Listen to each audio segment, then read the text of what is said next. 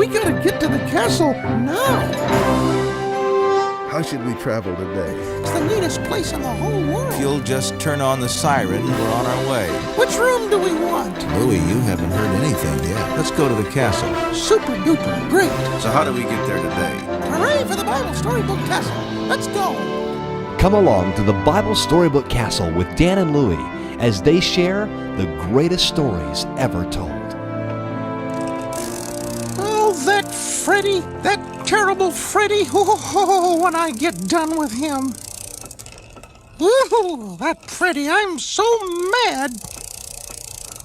I've just never been so upset in my whole little wooden life. Hey, Louie, what are you mumbling about? Oh, I just had a run-in with Freddy. With your best friend? Best friend, nothing. He's my worst enemy. Oh, I doubt that. What's the problem? Well, we had an argument at school, that's the problem, and he kicked my bike. Now there's a great big dent in the back fender. Well, we'll get it fixed. I'd like to get Freddy fixed. That's what I'd like to get fixed. Boy, he's such a terrible person, and he'll never change. What?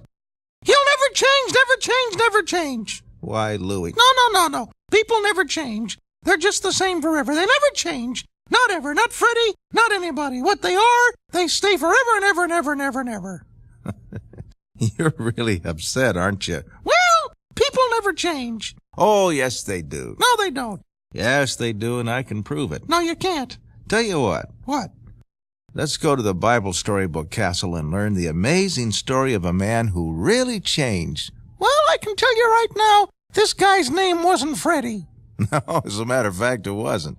His name was Saul. Ah, Saul. Saul? Hey, isn't he the guy that got Stephen killed? Right you are.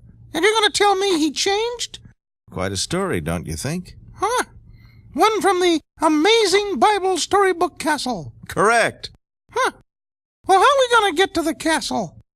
Well, as a matter of fact, I think I have a pretty good idea about how to get there this time. You do, huh? A good idea? I think so. Well, let's hear it. Well, it seems to me, Louie, that you need to let off a little steam. So, what do you say we take a steamboat? Pretty clever. Pretty clever. Wish I'd have thought of that. So a steamboat it is, and off to the Bible Storybook Castle. And we're here again. Yippee! Boy, I love the Bible Storybook Castle. I do too. Come on, let's go inside. Louie, do you remember our story about the death of Stephen? The first, martyr?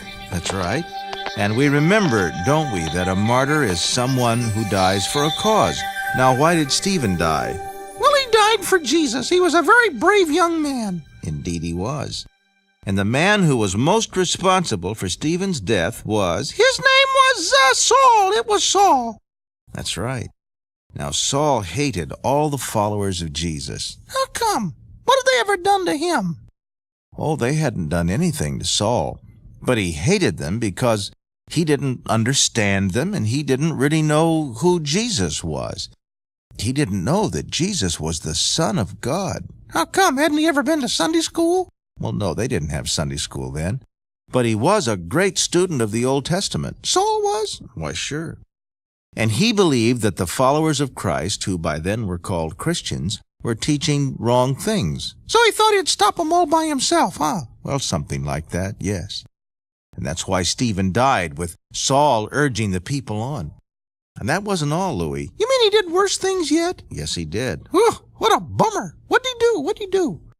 Louis, Saul heard of other people who loved Jesus, and he had them arrested and thrown into prison. And the Christians became very much afraid of Saul. Well, I guess so. It's not exactly the kind of a guy you invite to a church picnic, you know.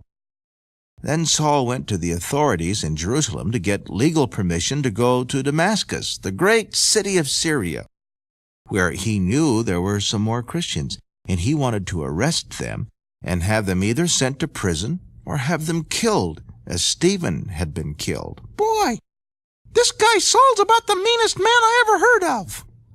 So he got the legal permission he needed, and he set off with his buddies to Damascus with the intention of arresting and killing all the Christians they could find.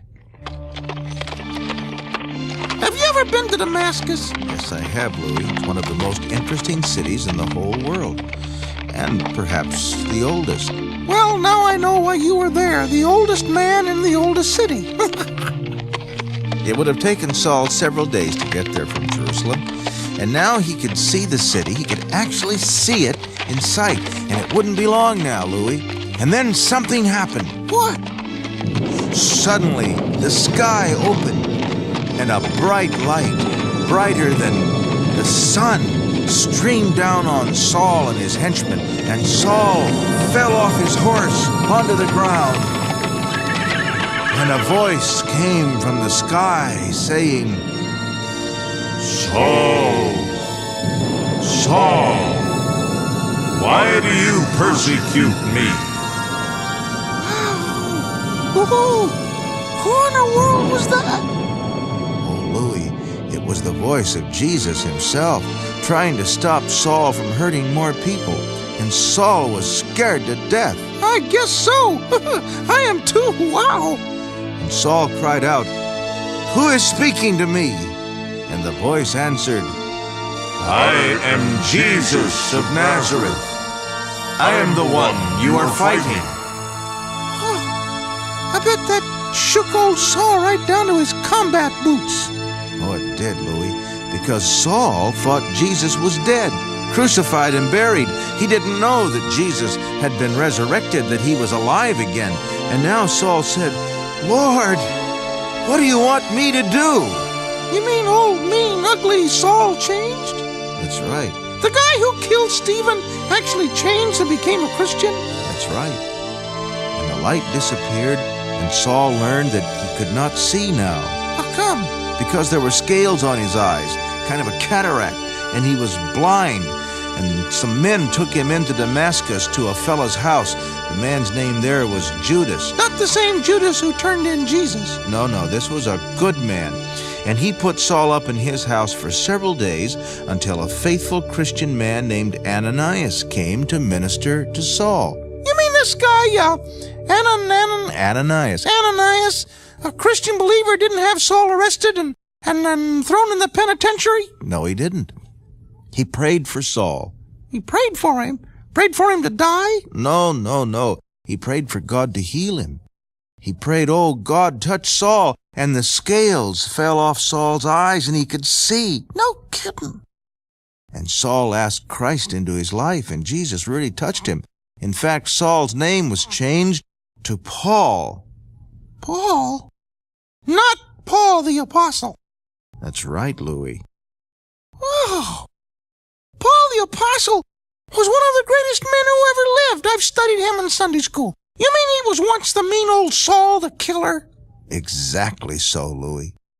See, when Jesus touches a person's life, he or she can change for the better. Huh. Well, isn't that something?